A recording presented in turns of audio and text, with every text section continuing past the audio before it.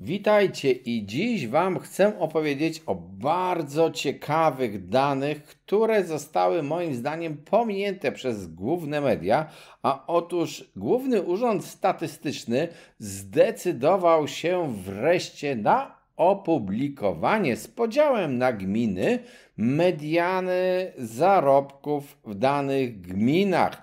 I to ma oczywiście wpływ na rynek nieruchomości, no bo tyle, ile ludzie zarabiają naprawdę, tyle są w stanie wydać na swoje utrzymanie, w tym na mieszkanie, co bezpośrednio wpływa oczywiście na ceny mieszkań. Przedstawię Wam dwa bardzo ciekawe, unikalne wykresy, na których zobaczycie, jak to działa w różnych miastach, ale też wyjaśnię, co to znaczy mediana i dlaczego jest to tak ważna informacja w porównaniu do tej bzdury, którą ogłaszano wielokrotnie, w zasadzie co miesiąc, podając przeciętne wynagrodzenie w Polsce wynoszące ponad 8 tysięcy, które absolutnie nie odpowiada prawdzie. Jeśli jednak interesuje Ciebie rynek nieruchomości, chcesz tutaj inwestować, chcesz zarabiać, chcesz kupić lub sprzedać mieszkanie, dom, działkę, subskrybuj ten kanał, pisz nam w komentarzach propozycje nowych tematów, dziel się swoimi spostrzeżeniami, wspieraj nas, bo wspierający zawsze dostają więcej i pamiętaj, że na stronie symen24.pl, na której są szkolenia o obrocie nieruchomościami, znajdziesz ponadto nasze audycje wzbogacone o dodatkowe dane, w tym na przykład wykresy użyte w tej audycji, ale w bardziej statycznej formie. Jeżeli mowa o tych zarobkach, dlaczego jest to rewolucja, no to powiem tak. Po prostu wydaje mi się, że kiedyś te dane o medianie mocno ukrywano. Nie wiem, czy to było robione celowo, czy przypadkowo, ale w każdym razie zawsze ładniej brzmiała w mediach informacja, że Polacy przeciętnie zarabiają ponad 8100 zł. Ale to jest średnia arytmetyczna. Jeden zarabia 20 tysięcy, drugi zarabia 200, to 20 plus 200, no to jest 220. Policzcie sobie, ile wynosi średnia arytmetyczna. A mediana pokazuje po prostu, że połowa ludzi zarabia od jakiejś kwoty więcej lub od jakiejś kwoty mniej.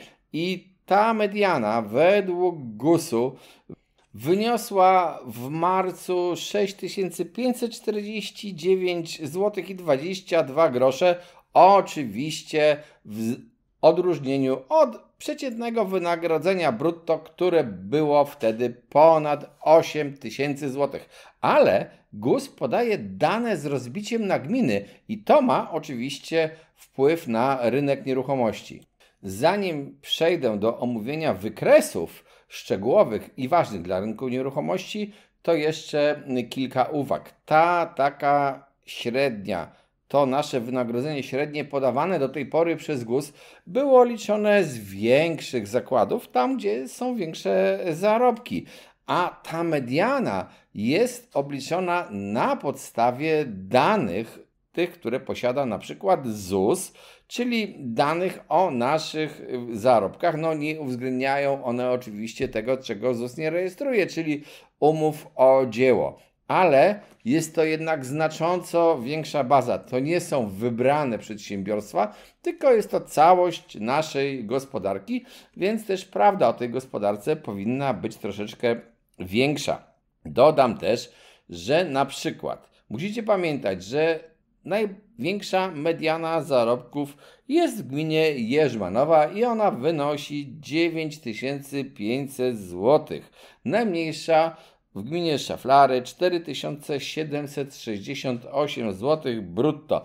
Warszawa nie jest na czele, z kwotą 8900 zajmuje czwarte miejsce, ale wokół Warszawy są jeszcze te gminy, które znajdują się w czołówce gmin, gdzie jest największa mediana zarobków. Warto też pamiętać, bo zaraz Wam pokażę rozmaite tabele, że ja tutaj posługuję się kwotą brutto, ale bazując na podstawie kalkulatora przeliczającego płacę brutto na płacę netto, czyli to, co dostajesz na rękę, skorzystałem z kalkulatora na stronie pracuj.pl. Nie wiem, czy on jest dobry, czy zły. Zakładam, że jest dobry. I chciałem pokazać Wam dwa przykłady w tych miastach dużych, o których będę opowiadał. Wynagrodzenie mediana brutto w Olsztynie to jest 6121 zł, co na rękę przekłada się na 4502 zł.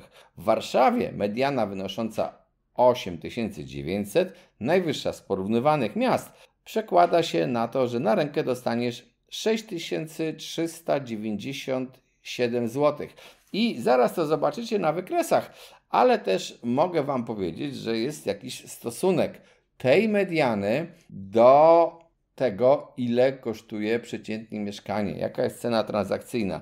A to brutto i netto ma oczywiście znaczenie, o czym powiem w dalszej części audycji. Tymczasem na tym wykresie widzicie porównanie mediany zarobków i cen transakcyjnych za 1 m2 mieszkania.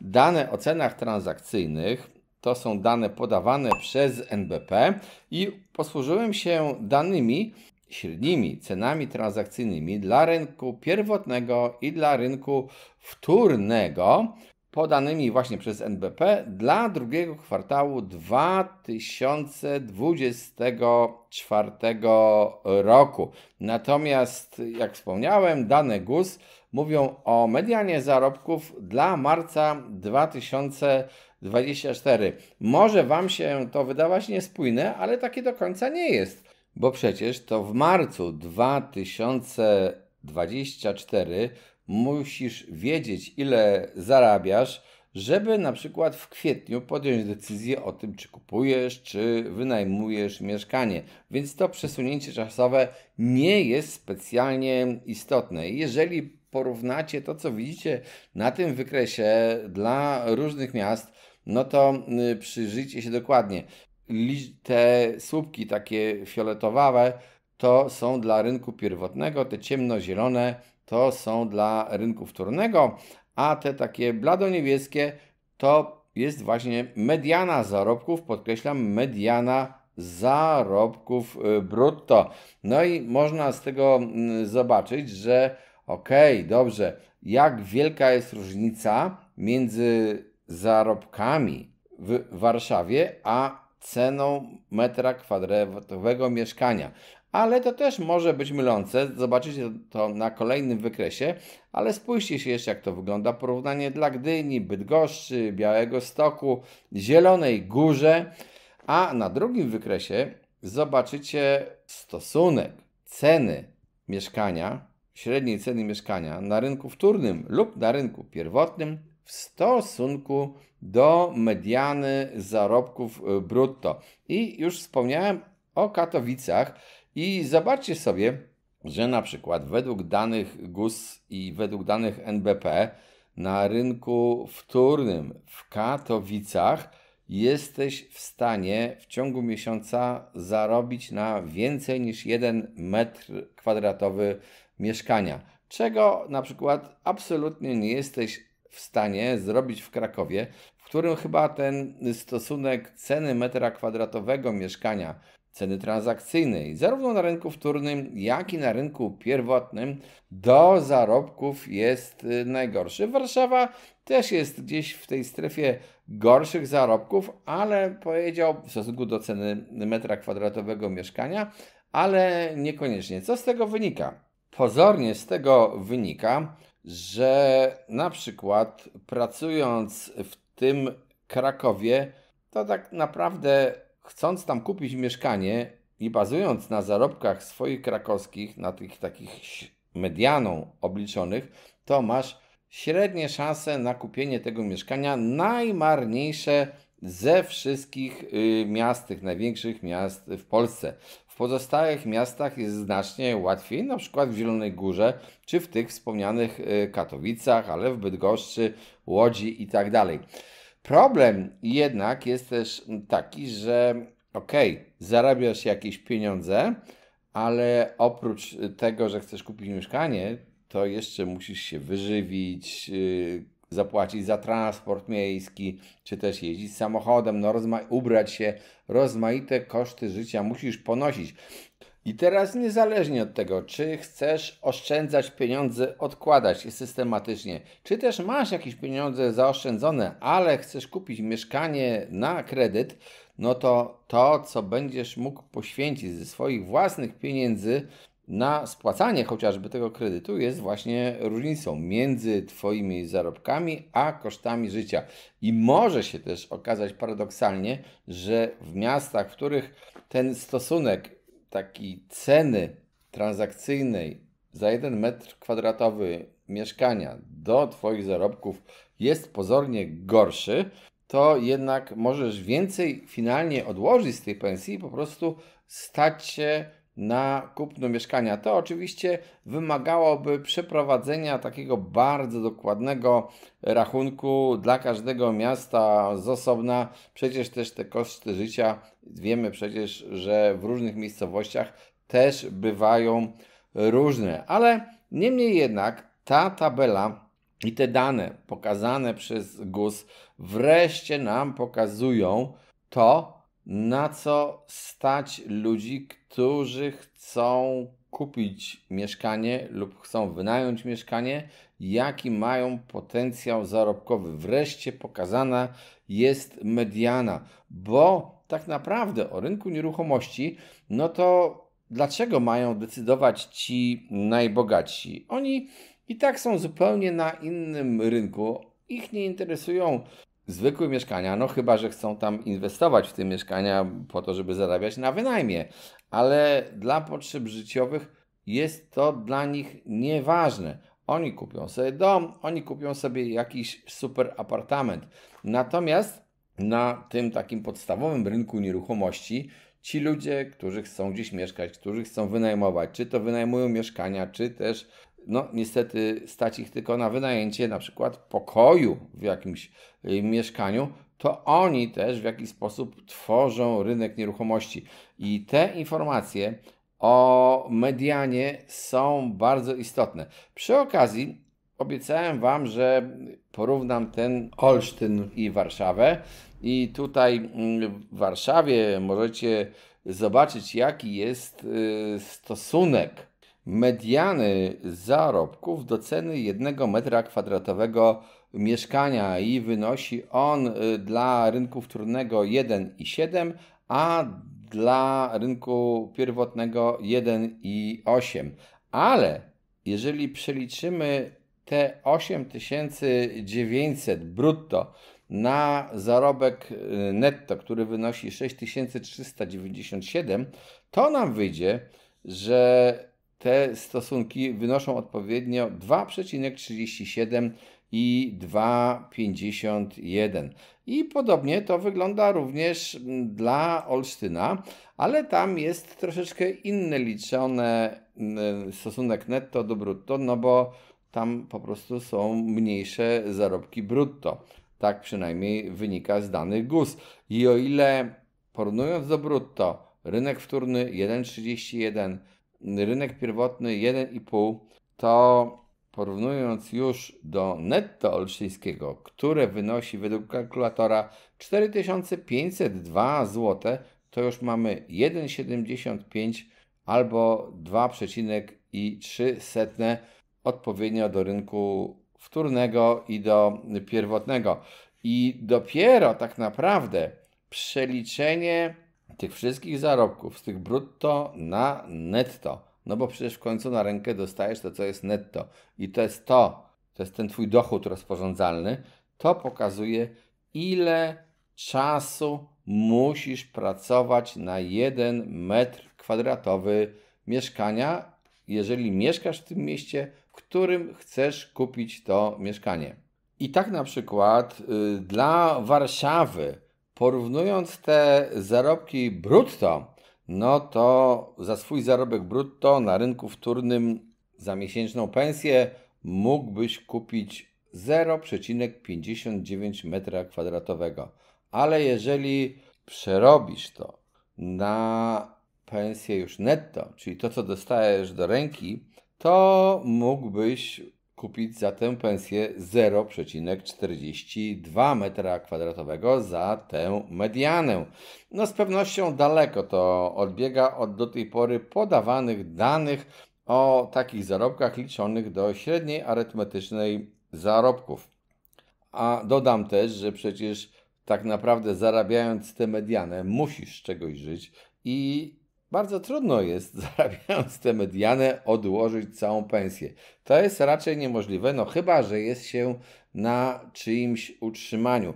To wszystko i te dane GUS-u pokazują urealnione odniesienie naszych zarobków do cen mieszkań, do czynszy, które są żądane przez wynajmujących i warto byłoby, jeżeli masz mieszkanie do wynajęcia na przykład, zapoznać się z tą tabelą, jeżeli chcesz zarabiać na wynajmie, no bo w pewnym momencie uznasz, że być może zwracanie się do tego popularnego segmentu ma jakąś barierę i to barierę różną w różnym mieście.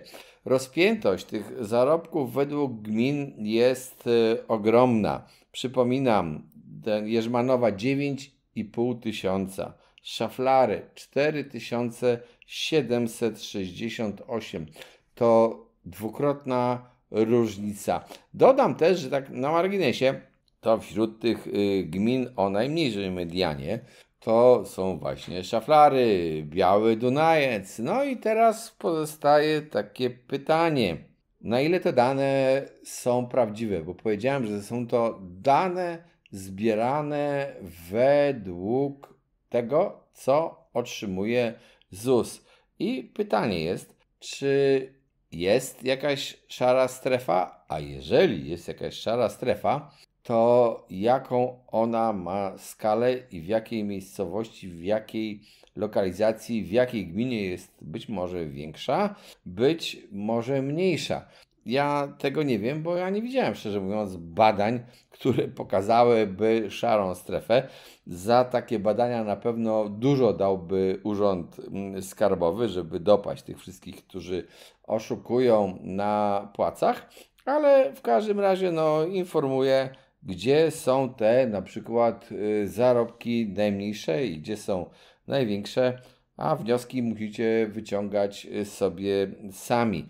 Przy okazji, jeżeli byście spojrzeli w tę całą tabelę, gdyby Wam się chciało odnaleźć dane podane przez GUS, wybaczcie, że ich nie podam, ale po prostu gmin jest zbyt dużo i to jest niemożliwe, podałem tylko te największe miasta, to zobaczycie sobie, jakie jest zróżnicowanie między gminami, gdzie gromadzą się pieniądze, gdzie są dobre zarobki. A już wspomniałem, że wśród tych topowych gmin Warszawa nie jest wprawdzie na pierwszym miejscu, nawet wyprzedza ją na drugim miejscu, chyba o ile dobrze pamiętam, jest gmina Podkowa Leśna. To taka w sumie miejscowość i gmina niedaleko Warszawy i wśród tych najlepszych zarobków bardzo mocno reprezentowany jest ten wianuszek wkoło Warszawy. Możecie sobie sprawdzić, jak wygląda to wkoło waszych miast i tam, gdzie są te lepsze zarobki, to na pewno są lepsze miejsca na inwestowanie w nieruchomości. Tam, gdzie są gorsze, jeżeli dane są prawdziwe, to tam niekoniecznie warto inwestować. Powiedziałem, jeżeli dane są prawdziwe.